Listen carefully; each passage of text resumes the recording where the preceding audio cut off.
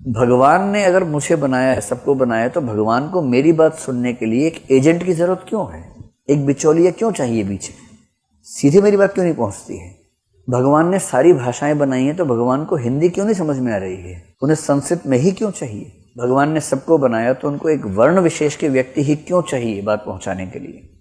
तो हम तो मानते हैं कि अगर भगवान है तो वो इतना क्रूर और भेदभाव करने वाला नहीं हो सकता कि वो कुछ व्यक्तियों को लाइसेंस जारी कर दे जीवन भर के लिए कि तुम पैसा कमाओ सबसे और मेरे तक उनकी बात पहुंचाओ। तुम पहुंचाओगे तो हम काम करेंगे, वरना काम नहीं करेंगे, फाइल दबा देंगे उनकी, चिंता मत करना। भगवान है, कोई ब्यूरोक्रेसी थोड़ा ना है। धर्म का असर ये है कि जो अनुष्ठानिक काम है वो पंडित लोग ही करवाएंगे। असली दिक्कत इसमें है, असली दिक्कत कहीं और नहीं है। ब्राह्मणीय व्यवस्था वर्ण व्यवस्था पर करारी चोट की है। सदगति में एक व्यक्ति है दुखी, और प्रेमचंद ने उसकी जाति जानबूझ के साथ में बता दी है, दुखी चमार। अब इस पर फिर एक ऑब्जेक्शन कोई कर सकता है कि प्रेमचंद क्यों जातीय भाषा का इस्तेमाल कर रहे हैं। दूसरी तरफ एक पंडित जी हैं, और पंडित का नाम है घासीराम, यही नाम है ना, पंडित घासीराम, और इनकी शादी जिससे हुई है वो स्वाभाविक तौर पर पंडिताइन हो गई है। नाम नहीं बताया है। भारतीय समाज में पत्नियों का नाम वैसे भी नहीं होता है। मिसेस गुप्ता, शर्मा जी की बहू, ऐसे नाम चलते हैं। उनका अपना नाम क्या है, शकुंतला है कि कविता है कि सविता है, वो नाम मर जाता है शादी के बाद। तो एक पंडित जी हैं, एक पंडिताइन है। मुझे ऐसा लगता था कि महिलाएं अपनी प्रकृति में थोड़ी ज़्यादा सहृदय होती हैं, पर यह कहानी पढ़ के मेरी धारणा बदल गई थी। तो मैंने ये महसूस किया कि सहृदय होना पुरुष या नारी का विशेषाधिकार नहीं है। दोनों ही मतलब सहृदय हो भी सकते हैं, दोनों अहृदय कुहृदय भी हो सकते हैं। तो खैर, दुखी की बेटी का तिलक है, और क्योंकि धर्म का असर ये है कि जो अनुष्ठानिक काम है वो पंडित लोग ही करवाएंगे। असली दिक्कत इसमें है, असली दिक्कत कहीं और नहीं है। यह व्यवस्था कि आपको कोई भी धार्मिक काम करने के लिए पंडित जी की जरूरत है, असली संकट ये है। और ये इतना इलॉजिकल है। भगवान ने अगर मुझे बनाया है, सबको बनाया है, तो भगवान को मेरी बात सुनने के लिए एक एजेंट की जरूरत क्यों है? एक बिचौलिया क्यों चाहिए बीच में? सीधे मेरी बात क्यों नहीं पहुंचती है? भगवान ने सारी भाषाएं बनाई हैं, तो भगवान को हिंदी क्यों नहीं समझ में आ रही है? उन्हें संस्कृत में ही क्यों चाहिए? भगवान ने सबको बनाया तो उनको एक वर्ण विशेष के व्यक्ति ही क्यों चाहिए बात पहुंचाने के लिए? एकदम इलॉजिकल है, अतार्किक है। तो हम तो मानते हैं कि अगर भगवान है तो वो इतना क्रूर और भेदभाव करने वाला नहीं हो सकता कि वो कुछ व्यक्तियों को लाइसेंस जारी कर दे जीवन भर के लिए कि तुम पैसा कमाओ सबसे और मेरे तक उनकी बात पहुंचाओ।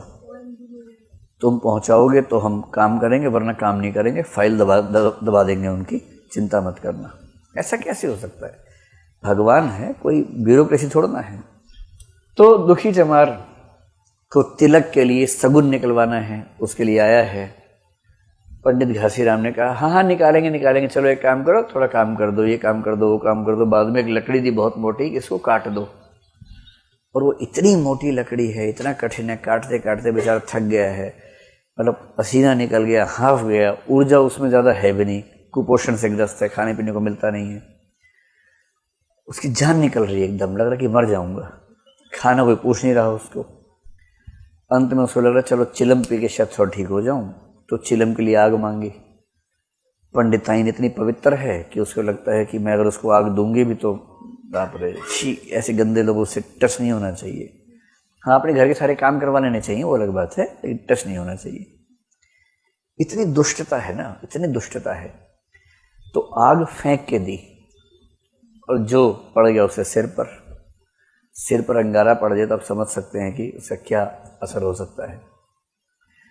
थोड़ी देर के बाद बेहोश हो गया, बेहोश होकर मर ही गया।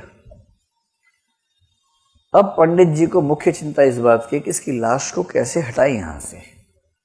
मर गया तो ठीक है, मर गया, क्या हो गया, सबको जाना है, ये प्रेत मुक्ति करवाई देंगे, उसकी क्या दिक्कत है। लेकिन अच्छी बात है कि इस कहानी में थोड़ा सा दलित चेतना के उभार का जिक्र भी है। उधर गौंड ने चमरौने में जाकर कह दिया खबरदार जो किसी ने लाश को हाथ लगाया तो। मजाक थोड़ा ही है कि एक जिंदा आदमी को मार देंगे।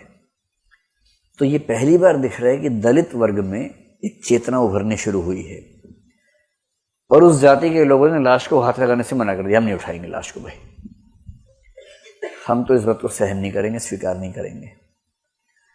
और अंत में बहुत दुखी होकर पंडित घासीराम ने खुद उस लाश को घसीट के उस स्थान में पहुंचाया जहां चील कौओं ने उस लाश को खाया। और ये होता है जिंदगी भर सेवा करने का फल। तो सदगति कहानी में क्या लगता है, दलितों का मजाक बनाया है या दलितों के प्रति संवेदनशील है प्रेमचंद? संवेदनशील हैं, और ब्राह्मणीय व्यवस्था, वर्ण व्यवस्था पर करारी चोट की है, क्योंकि वो सदगति करवाने के नाम पर सारा कर्मकांड करते हैं। और जो हाल किए है इसका, वो हाल अपने आप में बता रहा है कि इस व्यवस्था में कुछ औचित्य रखा नहीं हुआ।